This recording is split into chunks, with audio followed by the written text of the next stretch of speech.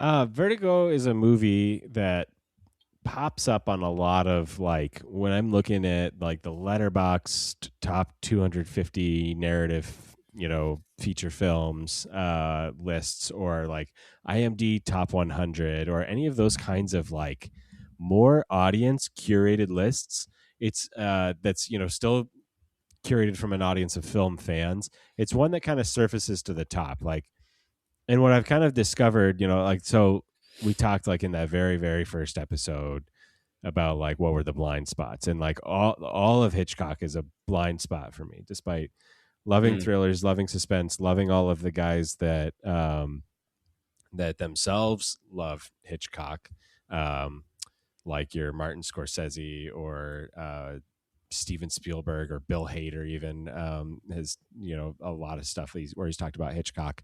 Um, this is one, like a lot of people like Hitchcock, and I think like a lot of people like a different Hitchcock. Like I've talked to several people outside of this podcast who have said like, oh, like you got to watch Psycho because it's like the birth of like the slasher genre, and it's really inventive.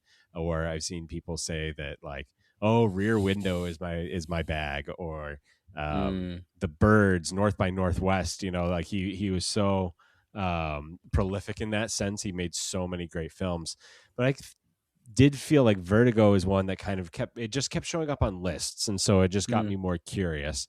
And it is towards like the later end of his career, but it's also one that I think it's gone under a reclamation project too. Like it wasn't. I don't believe it was a huge box office success when it came out, and it wasn't until later on, when people, it would be on TV, or you could, you had the video rental era. That's when like it started to, like, people started to watch it and really get into it. So that's why I went for it, and I'm glad I went for it because I am a big fan of thrillers, and I, as somebody who's around, or around film criticism and discussion so much, uh you read so much about Hitchcock as a master of suspense and mm, a master of theme and motif, and so you kind of have an idea like going in, like, of what you're getting into, but then like to actually experience it was so cool, and to actually see it all play out and still work was really fun. I liked this movie quite mm. a bit. Yeah, spoilers. So did I. Any movie that I'm watching it now, I did watch it as, if I can call him Al, Al intended, which was headphones in on a tiny iPhone. That's a that's That's what pretty he much envisioned. that's how he envisioned when he made this movie.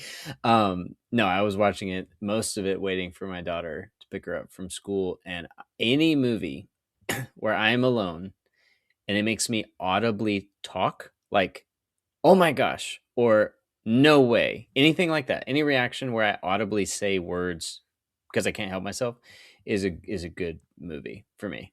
And I had two instances of, like, I think I said just like, what the heck is going on, like, what the heck, like, what, like, what. So twice that he got me in a moment of just pure, like, I can't believe this is a twist, not the twist. It's just one twist, Yeah, it yeah, turns out. sure. Multiple twists in this movie. So I had a blast because I it opens, and first of all, like, I feel like this podcast is gonna be 6 hours long.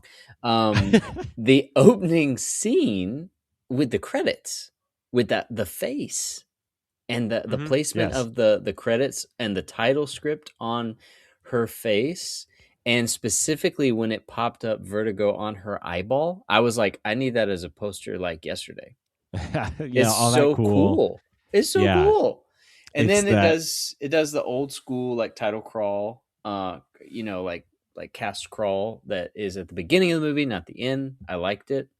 Um it was very inventive, very surreal, a lot of graphics not seen sort of stuff. Oh yeah, yeah, Um so yeah, open right out the gate. I was like, okay, all right, yeah. You get I'm a here. title sequence from Saul Bass. Like if you ever look up that name, Saul Bass, you're going to find a lot of title sequences from older films that even you are familiar with, where you're like, oh, that makes sense. Like they had a very, very cool stylized look to a lot of his graphics. And so like the spiral and like the like kind of like cutout, like the silhouette cutout of the person splayed down on the ground, or Mm-hmm. falling, like that's all like kind of his hallmark stuff. It's great. And two, I was watching some other analyses and essays, to kind of like to learn a little bit more, because this is, like, as you said, not an expert in this, so I'm trying to become one really quick. But even like it opens with that score, and that score is like a scale that is just going up and then down, like do do do do do do do do do do do, but then Mm-hmm.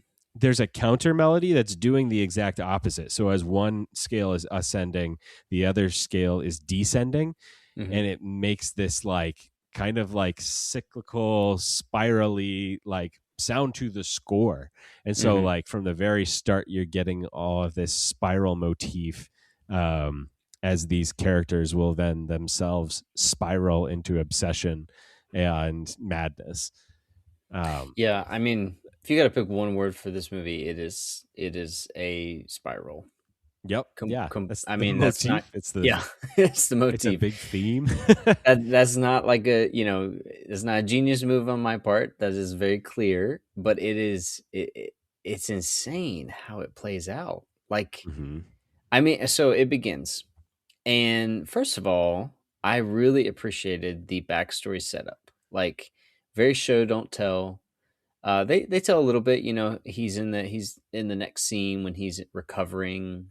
Um, he tells a little bit, but the initial scene is just an immediate tragedy.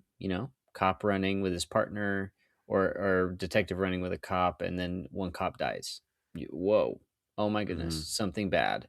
And then Yeah. cut, and oh my goodness, he's sick with vertigo, and he's got PTSD basically. um Makes sense. We just watched his partner die, which Yeah. I didn't expect. I thought he was gonna fall or like something like that, but no, his partner falls and dies, and you're just Yeah. like, oh, It okay. sets a tone really quick, right? And Yeah, it's like, it's like 4 minutes in. and specifically, the guy dies by falling off of a roof. And when Scotty looks, the main character Scotty, played by Jimmy Stewart, who we will talk about, Yeah. he looks down, and you have that great. It's a very early dolly zoom. I don't know what the first use of a dolly zoom is, but it's that effect where Hitchcock uses it a bunch in this movie, and it's So probably much. most famously known from like Jaws. Um, but it's where the camera is zooming in on something, but the camera itself, the actual camera, is being pulled back. So the camera is leaving the spot, but the camera is also zooming in on whatever it is. So it gives this weird, like, you're zooming in on the image, but like your whole frame of reference is also being pulled back, and it gives you that like kind of feel. Mm-hmm. Mm-hmm. Um, That's and cool. it I didn't actually know how, because they use it a how that's done. ton in this movie. Anytime he looks down, it's just a Yeah, every single time, which is good because it's supposed to invoke the feeling. You're supposed to get an immediate feeling, as quick as possible, of what he's going through. yeah, So that's like fear of heights. yeah, it's very effective. You don't have to feel the fear, but you have to feel that he's feeling the fear. And it also is a great visual trigger, along with they use excellent use of score and music in this movie. Excellent use. Sometimes it's almost dead quiet, and sometimes it ramps up. And music in general in any movie done well tells more of the story than dialogue can, in a hmm good with a good movie. And so sometimes it's right on the nose, like if you're paying attention, and it starts ramping up too early, you're like, oh, something bad's going to happen. But if it's subversive, or if it's used right at the right trigger moments, like when it amps up in loudness and a cacophony, as they're doing that dolly zoom, you start to feel that confusion and panic that he's feeling in his brain. So it's really good. Um, yeah. So simple plot, it seems. at first. Yeah. I thought this was simple on paper. Ex detective gets rung up by his old college buddy who's back from the war and he's married, taking over he's helping with his wife's shipping business. And his wife is acting weird. And he needs a buddy to go investigate, basically just follow her, make sure she's doing okay. Um, this all seems super simple to me, plot wise, right? Like I'm like Yeah. tracking. Like this is easy peasy, you know? So how did it go for you as you're getting Yeah. through? I don't even know I don't know what points we're supposed to stop, but Oh yeah, like sure. No, we you can know what I stop mean? wherever it gets interesting because I took a lot of notes like while I was watching this. Yeah. Yeah. You know, cop falls off a roof mid pursuit of a criminal. He's got the fear of heights, forcing himself to quit. And then He's got he's this old flame that he's always hanging out with yes, he's too. hanging out with Midge. Yeah, Midge, whose real name is Marjorie, I think. I think so. Yeah, She calls herself Marjorie at one point. yeah, they're like old colleagues. They used to have a romance, but it's been long since gone. But they still have affection for one another. It seems. Yeah, go to movies, go to dinners. Yes. Yeah. But they yeah, because her character, I remember I was like, wait, I wrote down, oh, so he's not dating this woman? It's like Or not I his thought like he was sister. yeah, I thought it was his sister because he's like, Yeah. "Oh, any romance?" And then he's like, "But we were engaged." I was like, "Well, okay." Clearly Yeah. not blood. That's It's one of fine. those things where, like, as you said, like I think the plot is simple, but there's a lot of things that happen in this movie that don't always make sense. Like it's No, a kind yeah. of a strange plot, but I don't say that I think is like a critique of the film, is because like what the movie is actually about is so profound, and like it by the end of it, like it really clicks. Like I have all these notes, and there's like a note towards the end where I just said, oh my gosh, I get it now, and I really get why this is so beloved, and it really like clicked for me, and I was like, this is awesome. Mhm. um Mhm. so yeah, like we as you said, like he starts to follow this wife of this guy Gavin, who's this old colleague. It's all set in San Francisco, so like Yep. 50s San Francisco. Yep. It's super Yep. beautiful. um he says things about how she doesn't seem like herself, and she'll say that she's only driving to go somewhere 5 miles away, and then he'll check the odometer on the car and it's gone 94 miles. um Yeah. and so he ends up like following her, and it's like she Well, goes he did into tell him. So we get our first clue that something's weird because he claims there's like a supernatural element. yes, So yeah, I think that that's she's the out of her first. body. Right. I think at the beginning, the first kind of arc, there's multiple arcs to this. The first arc before there's a plot twist is that it's a simple job. Guy hires his old detective buddy to go follow his wife, who he thinks is sick, supernaturally sick, kind of body possession, but it's never like a weird supernatural movie. It's just he because his buddy chalks Scotty, he chalks it up to like a psychology problem. You should just go to a psychiatrist. Yeah, But he says, "Fine, I'll follow your wife." And sure enough, like Chris said, she's going to these weird places, very nostalgic feeling, but she's not supposed to. His buddy tells him she doesn't know about any of this stuff. She doesn't know any of these places she's going to. All this, also a lot of weirdness starts to happen, and then it. So the vibe that I started to get when it got weird was almost like a Twin Peaks sort of vibe. Like she started to sure. act all spacey and she started to act all like things were happening to her.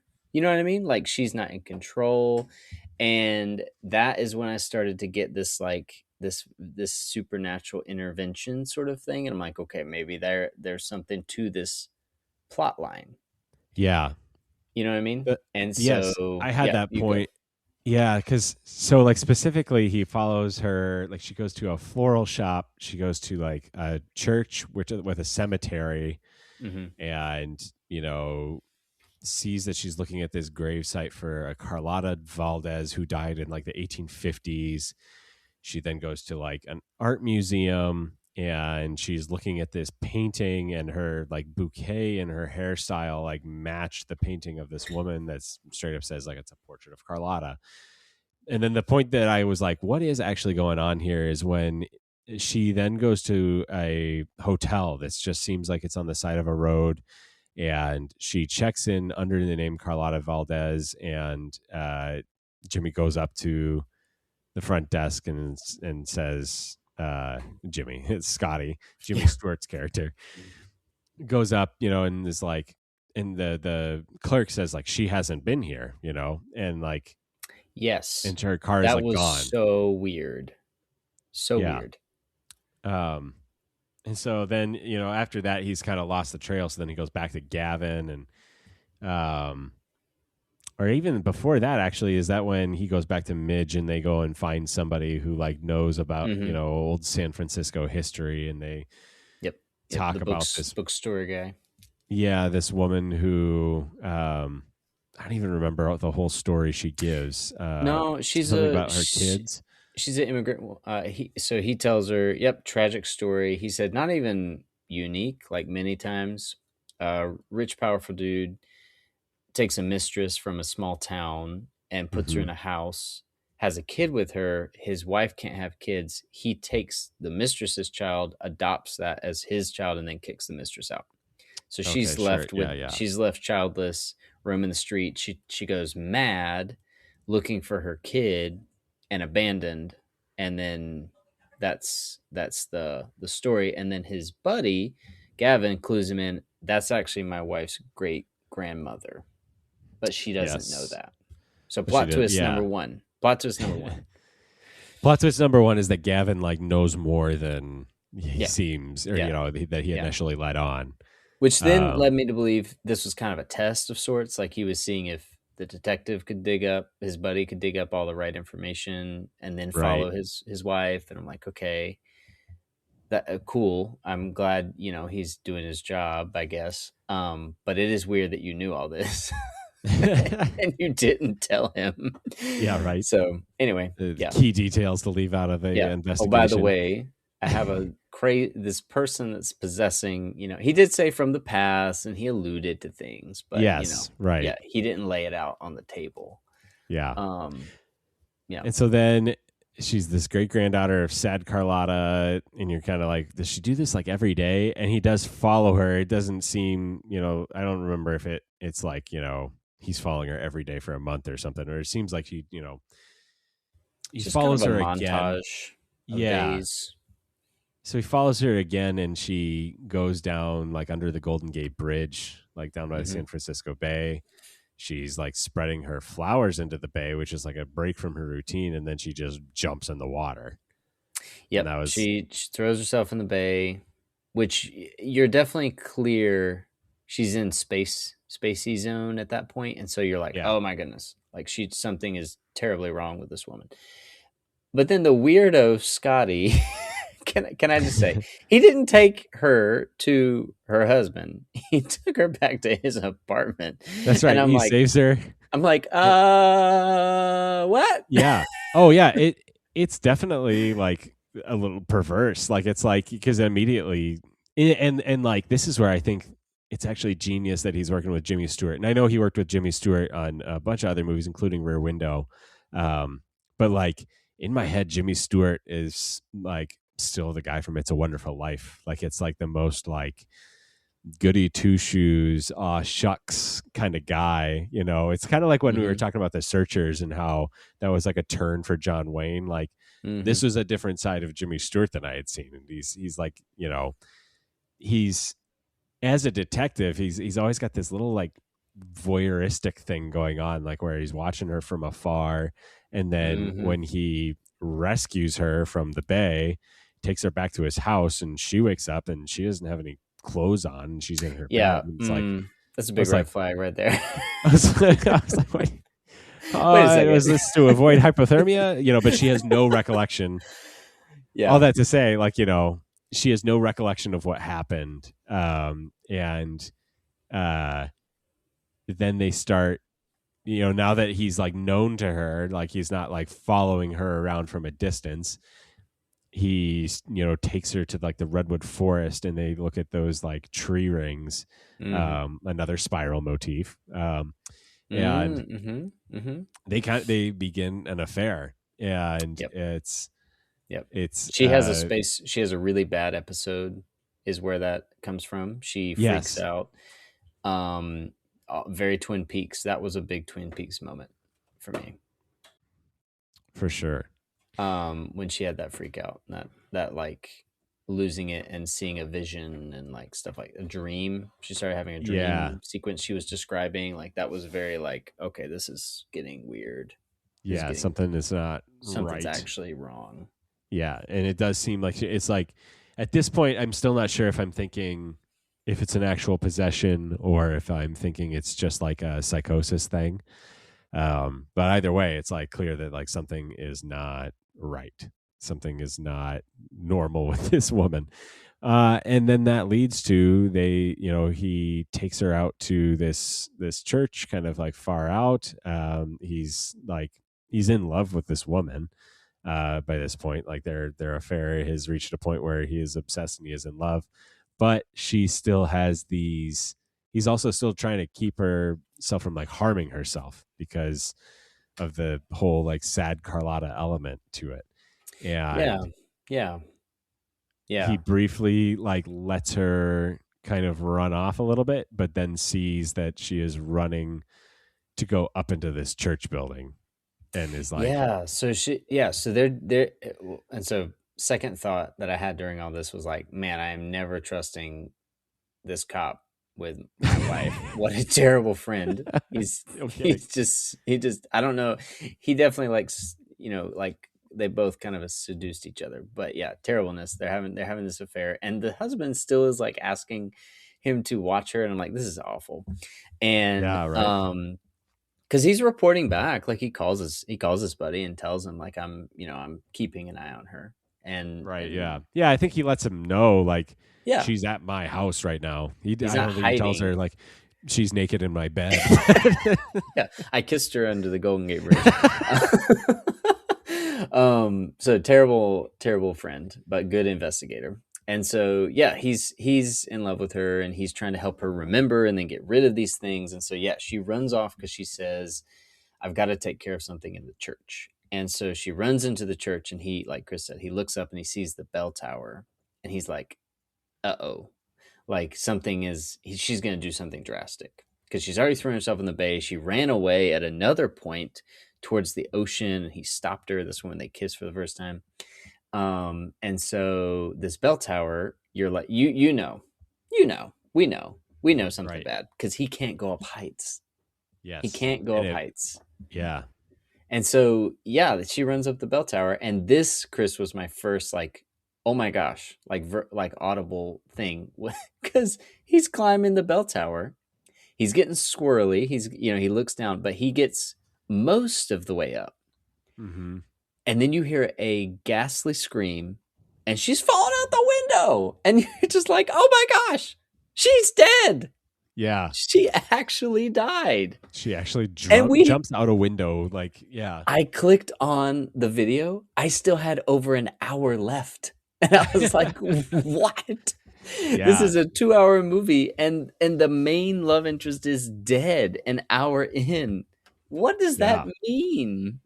Yeah. I had the same thought. I was just like, oh, wow, this is really ramping up quick. And then you're trying to suss out what's going on, and then you get that like deposition sequence Yeah. where it's kind Ruling of what just ruled happened. And out. It's ruled as a total, it's a suicide, and it's too bad that he was not able to stop it, but he did have this condition, this pre-existing condition which, by that the way, like, the way the judge frames oh him yeah, is so brutal. it He's like, is. I mean, I guess he has this condition. You could just say he's a coward, is essentially what he says. And so I felt like a little bit bad, but his buddy is defending him. And I'm like, bro, this guy was almost Yes. sleeping with your wife. Like, you should not be defending him at all. But you also feel bad because I'm like, at the end of the day, like these two men, were in love with this woman and she's dead. So that it is sad. I don't know how I'm relating to this relationship yet, but somebody died. This is sad. Yeah. And so everything seems to be cleared. Like the deposition it's a suicide. Um he starts to spiral and he goes back home, and then he has the dream sequence. Yeah. The only one that we actually get a peek into, because all the other dreams are just described to us. But he has his own dream, and he thinks he's going crazy, basically. Yes. Is that another David Lynch Twin Peaks esque It moment? did felt That very kind it of felt vision. very weird. It was a little Actually, too. maybe felt more like Kubrickian to me. Like Yeah, if you've yeah, seen yeah. 2001. Dave Lynch is more like surreal, but it's all real people. So like, That's for there's a sure. lot For of like sure. manic laughter, and in Twin Peaks at least. Yeah. Yeah. And like it shows you something, and then it's very just kind of wrong, It's like it. dreamlike, but it's not dream. Like it's not like Right. explicitly like This there's had something unreal here.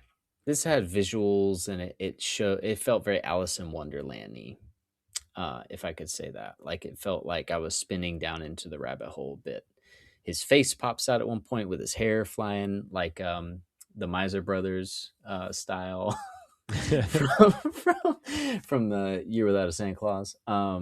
But no, it was very, very well done, because it described, like, he starts flickering the lights to blue and then back and then blue and then hmm back and then it goes into this spiral of his own. He sees all the same sequences pretty much that this woman had seen, and he's reliving it. And then next thing you know, he's checked into basically a mental's a hospital, and Yeah. he's probably self-checked in, I think. He's crazy and melancholic is Yeah, kind of I that's what he think what said. they say he is going on, but Yep. he kind of over time, like Hmm. I guess he's released at some point, but then yeah, I mean Yes, he's had what we've he seen is does. we've He seen him have does. these two like traumatic events like within Hmm. a pretty compressed time frame. So Yep. he's witnessed, one of his coworkers fall off a a roof, into a San Francisco alleyway, and then he sees this woman that he was in love with also fall off, and it's he's kind of like a little bit probably feeling guilty about both of them Hmm. to an Hmm. extent. That's Like what even if doctor neither of says. them Yeah. are fully his fault, right? Um, the cop just missed a step and he wasn't able to like hold on to him, uh, and then the woman was legitimately crazy. Or Yep. so we think. She seemed crazy. So, So but yeah, it's still like weighing on him, but and I would it say at causes him this to go point crazy. we're like an hour. So this was another point that I kind of clicked, and I'm like, okay, I have like 40 minutes of the film left, and so there's a lot that has to happen, Yeah, and you and don't and know what though, and you right? don't know what. And so at this Yeah. point, I felt like I was in what I would classify as the normal, simple plot. Man Mm. goes through trauma. He's trying to reestablish himself. Forbidden love happens. More trauma and tragedy, and he's trying to cope. This is all within a scope of a normal, understandable plot, like you Yeah, said. that could Two, di- be an entire film. yeah, that could be literally, if it ended with him, some scenic view of him having an epiphany of what suffering is. You could have the end of a film. Yeah. However, we don't have the end of a film. We He starts to see her. This is still within, I would classify, the same simple Well, plot. He starts to yeah. see her in every other woman on the street. Yeah, and he's very clearly searching for her. He keeps going to all the old places that she was at. Like Hmm. he goes through the. It's almost like shot for shot. It's one of the things like some of the analysis I watched. Like it's almost like shot for shot the same of when he's following her in the first half of the movie to when he's just like kind of searching for her like in the second Hmm. half. He's trying to like recreate her or like or just try and like look for something that he once had and Hmm. can't find it um Until he until he does. sees So he sees a woman. And he's like, you look identical. And throughout the whole show, we get these pictures of women that look very identical until it zooms in on their face. Well, Oh yeah, this yeah. woman, the only thing that looks identical to her is her face. She actually Hmm. doesn't have the same clothes, the same hair. All the other women have the same clothes, the same hair, the same mannerisms, the same like placement in where they are in Yeah, the like the same city. context. Yeah. Yeah, this woman is just her face, like a doppelganger moment. And he stalks her back to her hotel. And she makes it very clear, you just stalked me into my hotel. What the heck is wrong with you? And she does break down, and he's like, I just really, he comes off genuinely to me as like a really sad, desperate man. And I think she picks up on that. She starts answering his questions, and she's like, wow, you really were in love with this woman. And he's like, he can't even answer her questions. And he's just like, yeah. And he's about to leave. And she's like, she died, didn't she? Like she can just tell. I Hmm. really remind you of this woman. She clearly isn't just left you. Like something must have happened. And this woman's from Kansas and she just moved here a little bit ago, blah, blah, blah. And so you're just and he asked her on a date. He's like, "Hey, I bothered you. You know, do you want to go out to have dinner?" And I'm like, "Okay, yeah, this makes sense." He's clean. And then she says no, and he's like, "Well, what about just for me?" And she's like, kind of takes pity on him, and she's like, "Fine." But then, Then. then another plot twist that I had no idea. No, could not have seen this coming. It at all. Impossible for me to see this Yeah. coming. And She like sits when down it's to write a revealed is letter. also crazy. Oh yeah. Like the fact that this is also revealed like right after we're like, okay, so what's actually going on here? You're trying to figure out what this movie is about, and it's the twist is kind of spelled out for you here. Oh So yeah. yes, She writes a letter and tells you what happened. Yeah, Judy Barton Yeah, uh, Judy. writes this letter and says that she was hired by Gavin to be Madeline, Mm-hmm. specifically because Gavin wanted to murder Madeline, and so he hires Judy to pretend to be her to fool Scotty. And This this is is the point. so wild. This is the point where I wrote like, "Oh my gosh, I get it now. Like, I get why this is so beloved." Because I was like, "This is like legitimately a crazy twist, and it's like coloring everything that you've seen up to that point." You're Mm-hmm. trying to figure out like, oh, was I watching Judy the entire time, or when was it Madeline? And all these questions are running through your head, and like you realize that Gavin did this specifically to frame Scotty, knowing that it would also like Scotty would also be like exonerated, like Mm-hmm. he would not be like he's not like framing him to like put him away. He just needed like a reason, a plausible deniability and a witness, Yep. basically. He needed a Um, witness that would give a legitimate accounting yeah, to exonerate him as any foul play, basically. yeah. So you get that whole sequence where she writes her and reads this letter, like kind of an internal monologue, but then she destroys the letter. Right? She Mm-hmm. is basically Mm-hmm. like, "I'm writing this to get this off my chest, but you're never going to actually see this." So we as the audience get this reveal, but And Scotty does not. I kind of got the feeling like she wrote it and classic like old style, it's like panning around her and stuff, and then I kind of got the feeling she talked herself into going on the date. Like she Yeah, was legitimately gonna leave. She kind of sighed, she was resigned, she's like, it's time to move, I gotta leave. And she got out her suitcase and she got out clothes, and then she saw the suit that she used, and she's like, you know what, I owe it to Scotty because I love him to explain. So she writes the note, and then as she's ending, she kind of sits up and she's like, she says, I wish I had the courage, but I don't think I do. Something like that. And then she tears up the note, and you're like, oh, she is gonna go through with it. And she yanks the clothes out of the bag and off the bed, and she puts them back, and then she hides the suit and gets dressed, starts to gets ready to go on the date. And I was like, she worked up her courage by writing that note. Um, yeah, and so she decided to stay. And I was like, well, now this is getting in. Now would I understand why I have 40 minutes of a film left. But from yeah. this point, I had zero idea of where it was going. Like all the other ones, it kind of makes sense. There's a forbidden love, and like, is it going to end in conflict? Oh, she died. Oh my goodness. Like, these are all plot points I can follow, but this is the one that just catapulted everything into oblivion.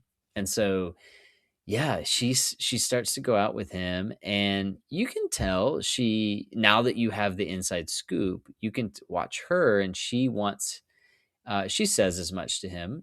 She wishes that he would love her for herself, not just because she Mm. reminds him of another woman, which also, maybe this is just 50s dudes, but he's like, it shouldn't matter to you that I want to change your hair color. I'm like, bro, what? Like, It's so weird. it's a Yeah. pretty big deal. Like, some shoes maybe, but if you when he tells her, so he starts to model her in the shape of Madeline.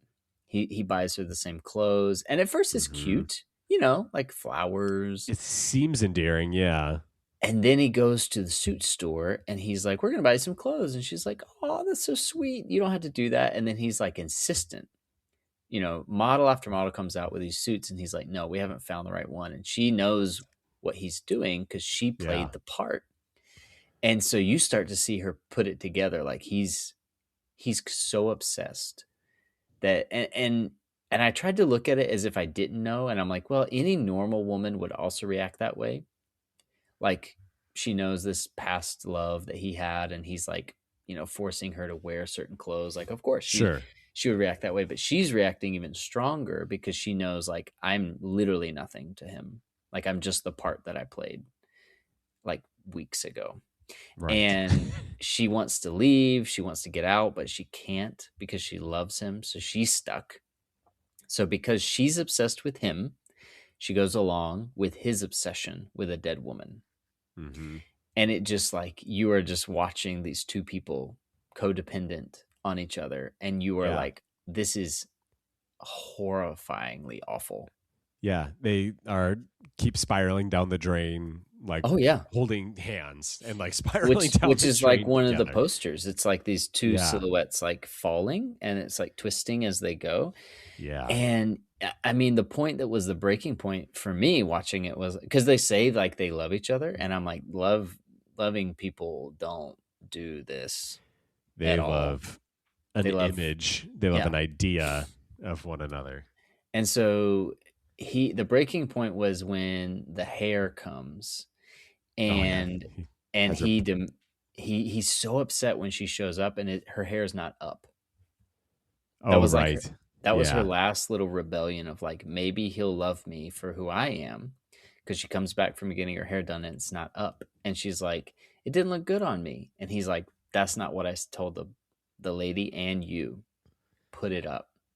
And she kind of resigns. She's like, I'm forever Madeline now. Like, that's it. Yeah.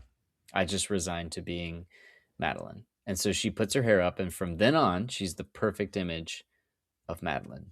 No more herself. She's just Madeline. And you're just like, oh my gosh, this is horrible. This is like a terrible relationship. So it's a wild ride, and I still don't know what's going on. And this is where, like, I'll say the ending, and I want you to tell me what you were feeling this whole time, because you have Yeah. more context for this. But for me, I'm watching this and I'm just like, okay, this is awful. And then he shows he's still a detective, because she puts on a piece of jewelry that Hmm. is from the deception. It's Yeah. Carlita's jewelry. And he just immediately, you see his eyes change, and you're like, uh-oh. Yeah. He he, figures it out. he Yeah. knows. Somehow he knew immediately. And he takes her to they're supposed to go to dinner in that exact moment. And this is, sorry, back up one scene. Right before this, you got a scene where he kisses her. She had put her hair up, and it's this perfect transformation to Madeline. And it spins, and he is transported back to when he Yeah. last kissed Madeline, Yes. on in the old church. And you're just In like, like, yeah, like the barn. Yeah. this guy can't decipher reality at this point. Like, his fiction is reality. And then he figures it out, and it changes, and he takes her back to the church, and she knows what's going on. And she's like, I am terrified. And then yeah, he spells it out. He takes her up the steps, and he's like, I've got my second chance to save her. And he takes her up the steps. He makes it to the top. He kind of overcomes step one of Yeah, he kind of his overcomes his trauma, fear. because he makes it up and he's blown away by that. But then he spells it out for us how he figured it out. And he lays out this whole evil plot that they did, and he's confronting her. And she basically says, like, if you'll be merciful, just stay with me because I need you, like I love you. And then a nun pops up from the trap door because she heard voices. Mm-hmm. And I heard voices. Yeah. I'm so curious because I don't know if she falls or if she commits suicide, and I don't know if Yeah. it's clear. I don't But think it is. but she falls off the roof in shock or on purpose, and that's the end of the movie. Yeah. Is Scotty walking to the ledge, overcome his vertigo, and he's free of the past in both senses. Yeah, exactly. It's like she says that nun who is. It's kind of scary when the nun shows up. Oh yeah, because she Scary looks like looking she's nun, rising from old the lady. floor until Yeah, yeah. It's you like realize all in shadow. she's And coming she out of just the says, trap "I door. heard voices." There's a scream, and she just says, "May God have mercy." And then it's Yep, like, yeah, it fades out, and it's just like it's just a that's a bell. crazy ending. It's a crazy ending. Yeah. So there's the whole movie. That's the whole movie. For you, I want to know this. For you, as we got to the unveiling of the plot twist, the biggest plot twist, and you started to watch this spiral, how did that change all of the previous parts of the movie for you? Yeah, I think because then it does the thing that I do really like in stories where when the information is revealed and it colors the rest of like what you had seen before, right? Like the author has withheld information until just the right time and then revealed that information. And in this case, like the information that like the thing that was running through my head the most was like, is this actually like a supernatural, like a possession thing, or Mm-hmm. like like I mean, like, is this some weird mystical or supernatural thing that I didn't know like Hitchcock had in him? And then it was like, no, it's actually like kind of grounded and crazy, but then it also involves this psychosis and all these themes of obsession. And so yeah, when the twist happens, I started thinking about like, oh wait, so yeah, like trying to suss out in real time, like when did we see Judy? When did we see Madeline? Like trying to figure that all out. Like I think it's interesting that like Gavin more or less like exits the movie at that point. Mm-hmm. Um, and the other thing that I think I noticed too is that I think the last time we see Midge is she goes and visits him at the mental ward. Um, or it's like kind of around that part of the movie. And kind of when she like exits, that's when he starts to get really messed up and obsessive. It's like literally thinking about like when I was a kid at like camp and like got in the tire swing, and like swung around so fast that I got really, really dizzy. The Mm-hmm. thing that you have to do is like get out and then like hold on to something or whatever. And it seems like he was always able to kind of like have Midge there as something that like grounded him. And then when she exits the movie, there is that point where she like takes things a step too far and she colors her. She does that painting of herself, kind of like Mm-hmm. Carlotta, and it upsets him, and he like he leaves off in a rage.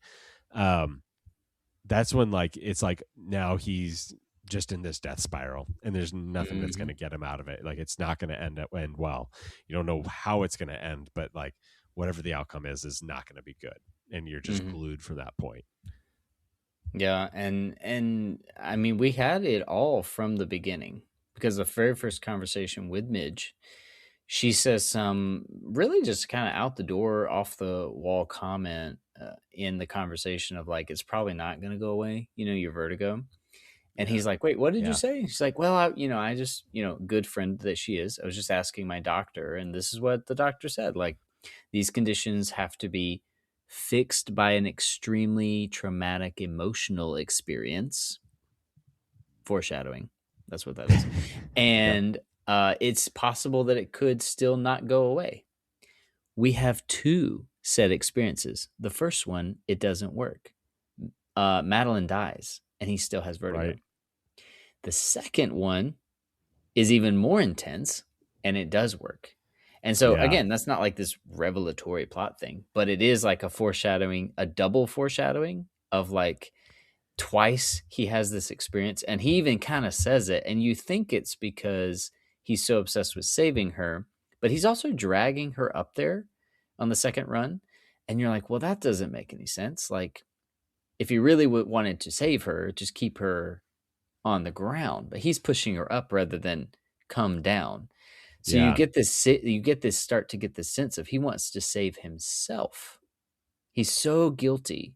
He's so guilt ridden that he didn't save his partner. He didn't save Madeline. That when he finds out he's been betrayed this deeply, he is like, none of the like I've been tricked this go round, and it's making sense. He's in this rush of adrenaline in his detective side, and he's explaining to her like, this is what you did.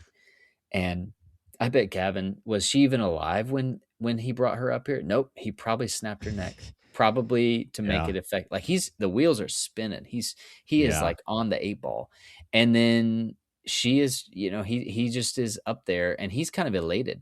He's like looking around. He's like, we made it. I made it to the top. Like, I don't have vertigo right now.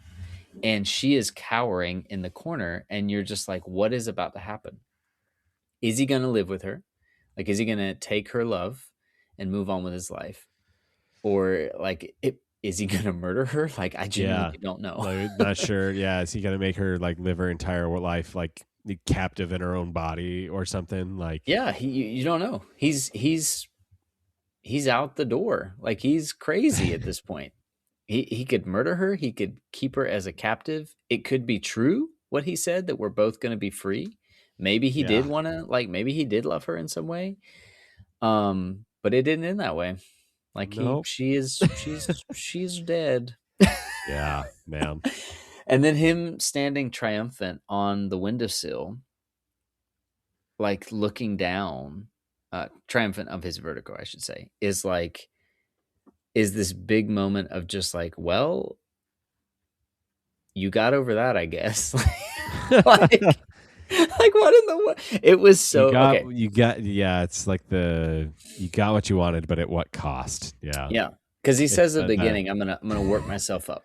I'm gonna work myself up, which is what this movie does. It slowly, by increments, works you up. Yeah, he's working as like the stepladder scene at the beginning. Yeah. Mm-hmm. It takes steps of like crazy. One is like a realm of, do you believe in the supernatural? That's sort of crazy. Like, rational people don't think this. Are you willing to believe, viewer of this film? And then you get this sense of like, oh my goodness, like, do I believe in this insane relationship that's unfolding before me? And then the obsession hits, and you're like, this is going to end poorly. And so the intensity scale just goes just as much as when he was scaling that ladder, and it just ends with him getting over it. Now, I'm curious. I want to come back because we've gushed about the movie. You had a moment where you said, "I get what it's about." Oh my goodness, I know why this is so beloved. So walk me through that. When was that moment, and what made you say that? It was as the letter was being read, and that there's that big kind of exposition dump, and I think, as you kind of said earlier, like, it seems like a basic movie up to this point. You're watching things get unveiled and information get revealed to you throughout the movie, but up until the point where Madeline jumps off the roof, you've seen things like this before in movies. And it's when there's the reveal of that switch, and like, we've seen mystery movies and thrillers since then that I'm sure took inspiration from this, and all, a bunch of history, books and literature that works in this kind of like twisty narrative way. But to have it like a movie like this that I thought was, it by all means seemed pretty boilerplate, turned out to be something that actually surprised me.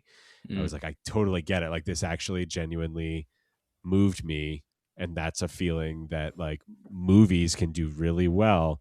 And when you get an old movie that can do it really well too, that it's just this like standing of the test of time kind of thing. And it's like, I get why this shows up in so many lists, because people Mm-hmm. have been having this feeling of seeing this movie for the first time and having experiencing that twist for 1958 to 2026, like 60 years. Like Yeah, I mean, 2 years.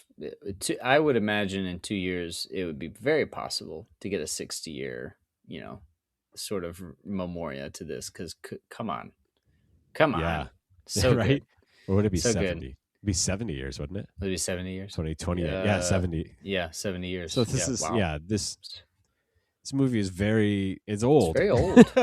And But it really and that's the works. crazy thing. Like you saying, it works so well, and I agree because at the beginning, I was cluing in a lot. What you would say, the boilerplate, simple plot, not in a bad way, just like okay, No, it I'm just trying. feels like you've seen something like it before. Yeah, and it's well made. It's good. Nothing is bad, but it feels 50s. When some of the plot twists start to happen, I was forgetting how old the movie was. I didn't care. I didn't care Yeah, at all. I you're was just caught up in the so moment. engaged with the plot that I was like, "Oh my word." Like I'm no longer analyzing, the way that they talk. I'm doing this for a podcast. Oh, that's interesting the way that Midge talks, and it's very Yeah, you're not that like aware of it. older. Yeah, because what is that accent called? It's like a neutral. They created a neutral TV accent back in the day that Oh, you see like the old T. Is it transatlantic? oh, it could be. Yeah, You know what I'm talking about? There was it might be older than the 50s. I'm not sure, but there was a way yeah, of sure. talking that in old TV, it was not, you could never place it. Like, where is this from? And you're like, it's because they tried to make a fake general accent for TV. Okay, this is interesting. I Um, did not know that, or I had not heard this, yeah, but it and makes we can sense. we can we can fact check this later. I do know this also happens in other languages. I know it's in Spanish. So my wife, she's from Colombia. She'll be watching stuff, and she's like, "Yeah, that's TV Spanish," because it's Sure. and most of it is from Mexico. A lot of stuff. Our dear friend Victor from Egypt. A lot of Arabic TV is from Egypt. He says Egyptian Arabic is well known because it's the TV Arabic. So So this interesting. happens. Yeah. And so in the older movies, there was typically that older accent, and it was kind of a neutral thing, and it sounds different than what you would expect people to talk like. Yeah, And sure. then as you progress into placing people in settings like they're in San Francisco, like what would they have actually sounded like? Well, then you get newer movies and like, well, I'm in New York, here's what New Yorkers sounded like in the 80s, the 90s, Hmm. and the 2000s. So you don't have that as much. So I was listening to that, and his accent, I didn't feel it as much. With Midge, I felt it a lot. Some of the words she would use, the way she would talk, the lilt in her Sure. voice, like those sort of things. um Not at all bad, just analyzing because I'm doing a podcast. Well, then as the plot develops, I forgot about analyzing. I was like, oh my gosh, I have to know what is going to happen. So Yeah, what happens next? that was the magic moment for me with the letter. Was like, I am so in. Like, because you have that moment before that for me of like looking at the time. Why do I have so much time left?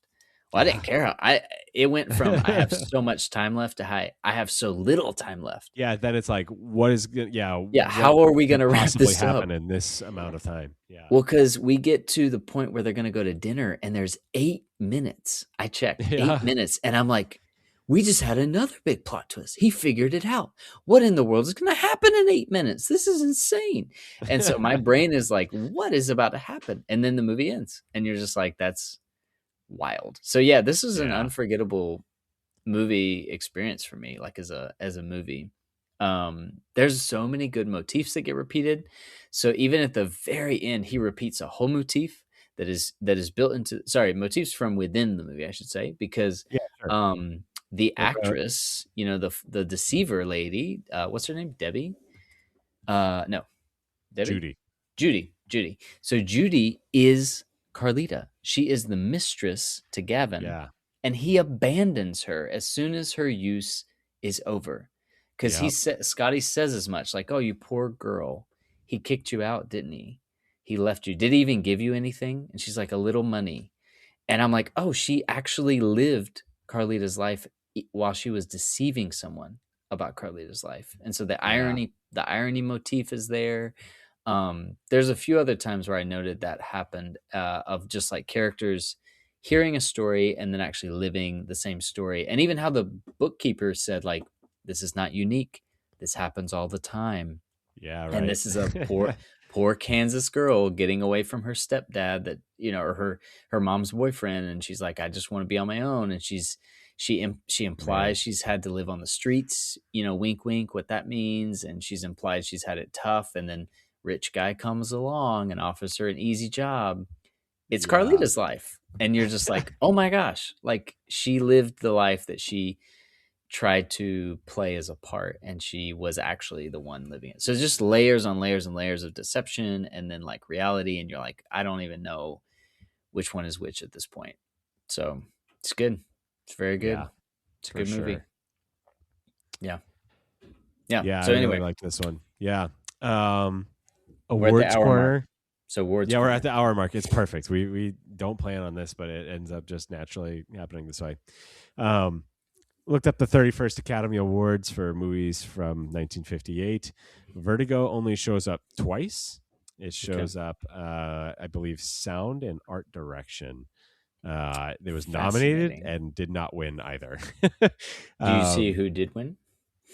For sound and art direction, it was something called South Pacific, and then Gigi, which is like what won everything that year. Okay. So there's a resounding winner. Yeah, it's like yeah. I'm not familiar with this, and I'm sorry, but I'm not That's familiar okay. with Gigi. I I see other wasn't- films. I see other films I recognize, like Cat on a Hot Tin Roof shows up a whole lot. An adaptation of like The Old Man and the Sea, The Defiant Ones, like Teacher's Pet. Like there's other movies we're watching that I've heard of, but yeah, it's not. They're not a Vertigo. They don't. None of these films show up on the Letterboxd top 250 of all time. So yeah.